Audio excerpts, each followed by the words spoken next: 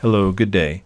In this training, we're going to cover how to complete the pricing section on the merchant processing application for First Data for those merchants that want the flat rate pricing. So we'll begin here with this first slide where you can see that the first section right below the MCC code is where you'll find three sections called qualified, mid-qualified, non-qualified. There's a section on the top that's for offline debit, and there's also one on the bottom for credit card.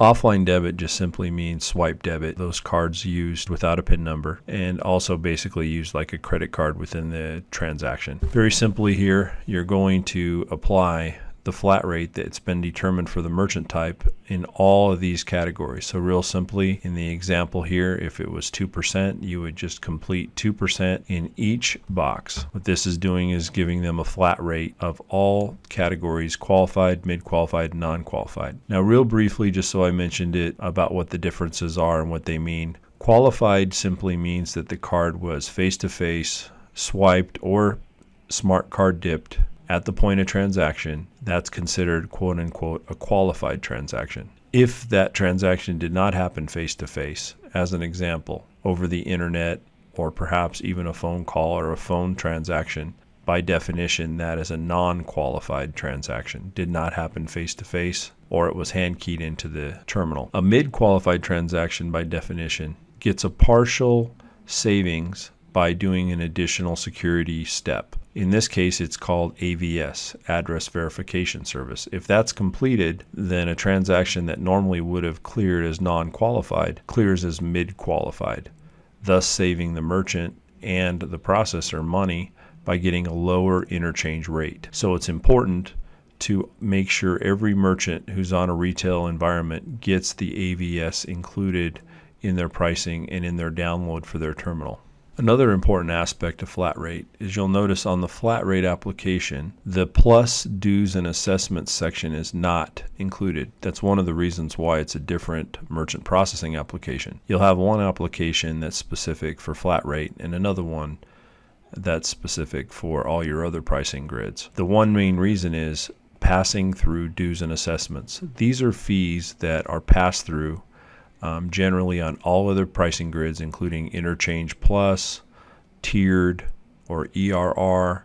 Any of these pricing grids, you're going to pass through dues and assessments. What that means is the fees that the card brands charge are passed through to the merchant as a separate fee section on their statement. However, with flat rate, it's very important to know that that is not the case. Dues and assessments are not passed through, so therefore they must be included in the rate that you determine to charge them within their flat rate structure. Another consideration when setting up flat rate pricing is going to be the transaction fee. The transaction fee is up here: Visa, MasterCard, Discover, American Express transaction fee. That is charged per authorization. Generally speaking, this will be zero. This will be zero because, again, it's flat rate and it's included in that rate. Now, in some cases, there may be a need to charge that fee, so check with your manager, but generally speaking, in a flat rate environment, that is zero.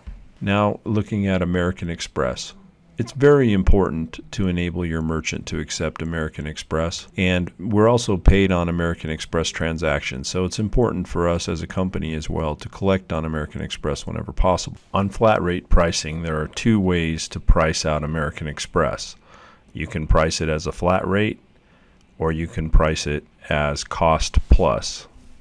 When selling on a flat rate, it's very clumsy to offer a different rate because it seems to go against the whole idea to begin with. If you're offering a merchant a flat rate, say of 2%, but then you have to explain to them that American Express is a lot higher. In order to fill out the flat rate section, you would need to know what that cost is and then apply that rate in all three boxes. So this is not recommended. What's recommended is to use the pass-through or the cost plus pricing option on American Express. You'll notice here in this box that it's just asking how much of a markup over these costs would you like. So it makes it very easy to price. Look below, you'll see the system processing fee has 0.40%, or that's also called 40 basis points of markup. That actually belongs to the credit card processing company. That is not margin to us. So they'll already be at interchange plus 40, and on the line that's provided will be the markup. It may be advisable able to just check with your manager as to what to put in this box. But we do advise that you do set your merchants up with American Express because it is very convenient for them, and there's a lot of advantages that they can gain by accepting those cards. One final comment on flat rate pricing. Be sure that you know the merchant that you're selling flat rate pricing to.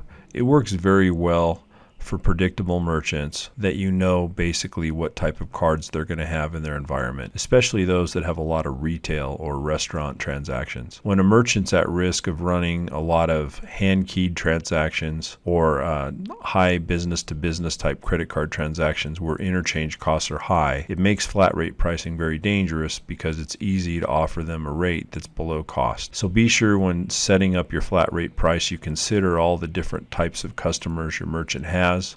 Consult with your manager as needed to make sure that you price it effectively. If you price it below cost, you can lose money on flat rate, so it's very important to recognize that fact. Also, as a note, the costs behind the scenes are interchange and assessments and so forth. So those are the costs. So you're covering those costs when you're setting up your flat rate. So you want to look at the merchant type, you want to look at the interchange rates, make sure you cover the item fee and the discount fee when determining your costs.